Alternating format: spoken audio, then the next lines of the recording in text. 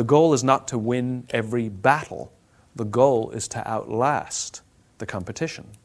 In the military, they give medals to people who are willing to sacrifice themselves so that others may gain. In business, we give bonuses to people who are willing to sacrifice others so that we may gain. So I spoke at an education summit for Microsoft. I also spoke at an education summit for Apple. At the Microsoft summit, I would say that 80% of the executives spent the vast majority of their presentations talking about how to beat Apple. At the Apple summit, 100% of the executives spent 100% of their presentations talking about how to help teachers teach and how to help students learn. One was obsessed with their vision, one was obsessed with where they were going, the other one was obsessed with beating their competition. Because the finite player is playing against its competitors, and the infinite player is playing against themselves. The infinite player wakes up every single day and says, how do we be better this week than we were last week? It's a game of constant improvement. But the number of companies that study their competition for strategic reasons is scary, which means they react strategically to their competition and will change entire business models on basically on a whim, which means the company has no stability and is going all over the place. And you're frustrating the people on the inside because they don't know where they're going. It's a constant game of reaction. Not to mention the fact that in the infinite game, it's usually the competitors we don't know about that take us down, not the ones we do know about. MySpace had no idea that Facebook even existed until it completely destroyed their company because they were so focused on the ones they did know about. After I got done with my talk at Apple, I'm in the back of a taxi with a very senior Apple executive, sort of employee number 12 kind of guy. And I decided to stir the pot. And I turned to him and I said, Microsoft gave me their new Zune, and it is so much better than your iPod Touch. To which he responded, I have no doubt. Conversation over. Because the infinite player understands that sometimes you're ahead and sometimes you're behind. And sometimes your product is better and sometimes it's not. The goal is not to win every battle. The goal is to outlast the competition. You let the competitor compete against itself and drive itself down to zero while you're out there improving your systems constantly. This is what it means to play the infinite game. Companies that frustrate their competitors, the ones that seem unbeatable, the ones that everybody targets but seems unable to reach, accidentally are playing the infinite game. All effective leaders must have is courage, because it is hard. It is hard to stand up against outside pressure. It is hard to stand up to an external constituency who's pushing you to do something for their short-term gain, to do the right thing for your people. It is hard. It is thankless. It is lonely. Sometimes you get fired. Sometimes you get in trouble. Sometimes you'll lose your job and the next guy will get all the credit. It's all true. And the courage to do the right thing in the face of overwhelming pressure, only the best leaders have that courage. Only the best leaders. And here's the folly. Courage is not some deep internal fortitude. You don't dig down deep and find the courage, right? It just doesn't exist. Courage is external. Our courage comes from the support we feel from others. In other words, when you feel that someone has your back, when you know that the day that you admit you can't do it, someone will be there and say, I got you. You can do this. That's what gives you the courage to do the difficult thing. Your goals must be tangible.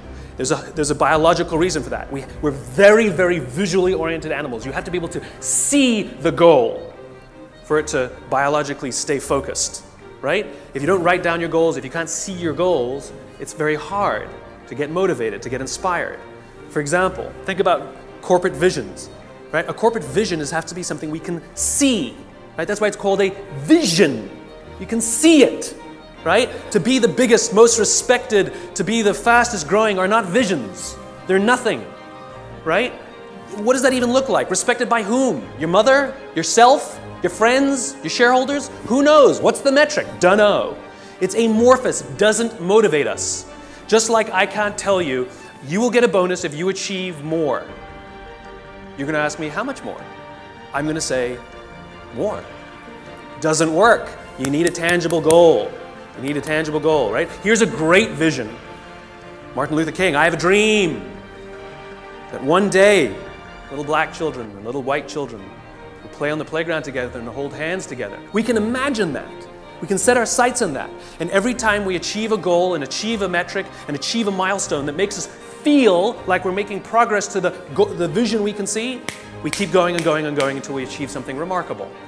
We have to be able to see it. So the reason we get managers, the reason we get micromanagers, the reason we get bad leaders is because nobody showed them how to do the job of leadership, for one.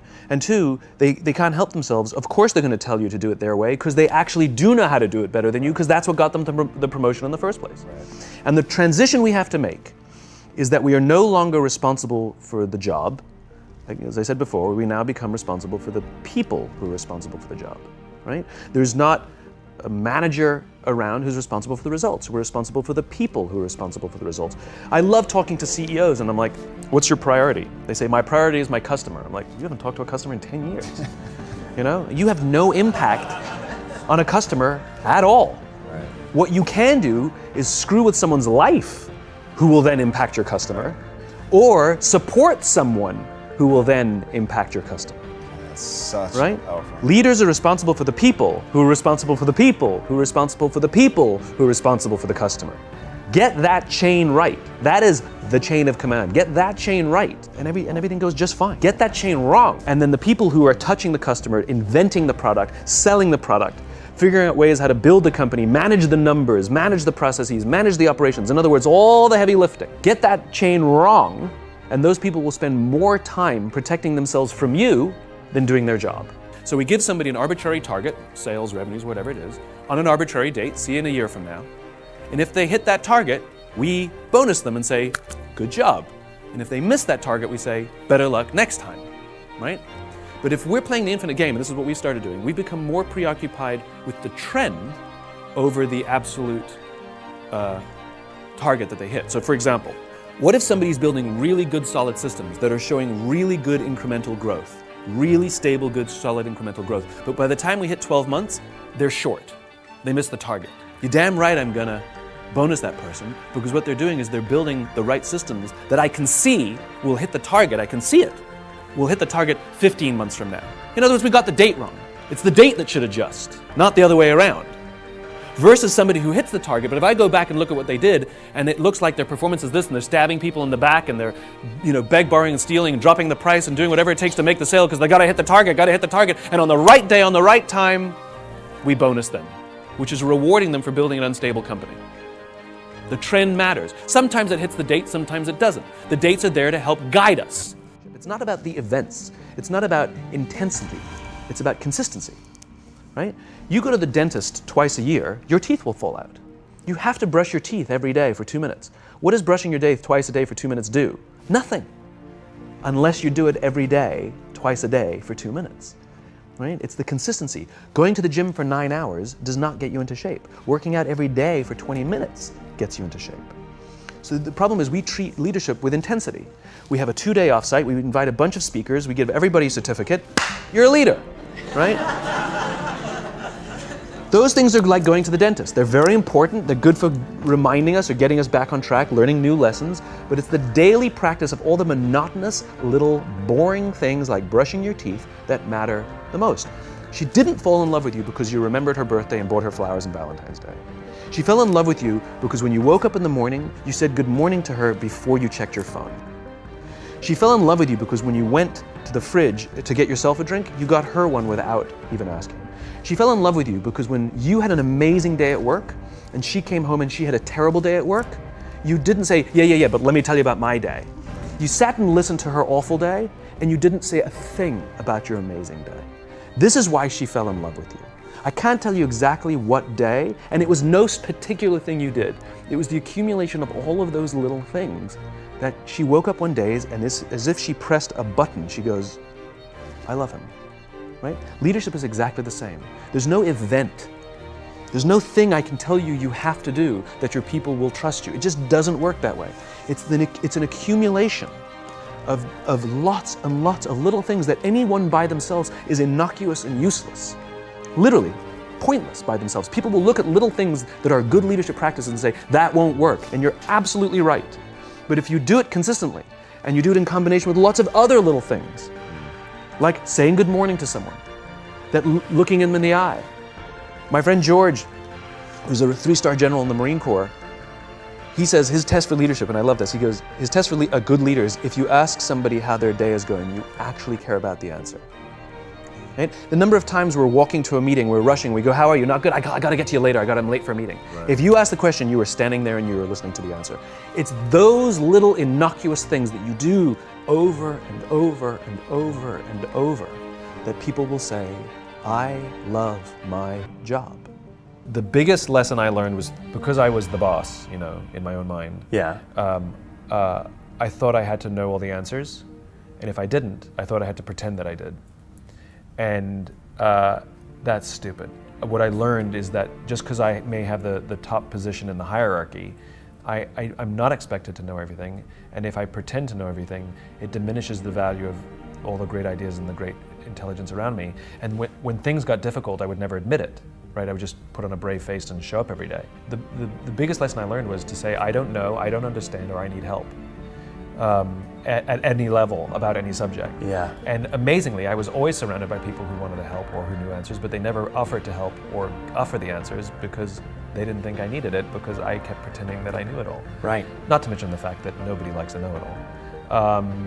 So that was huge for me. And when I was willing to ask for help and accept it when it was offered, and sort of accept the humility of the fact that other people know a lot more about a lot of things than I know. Uh-huh. I know one thing, you know, and they know lots of things.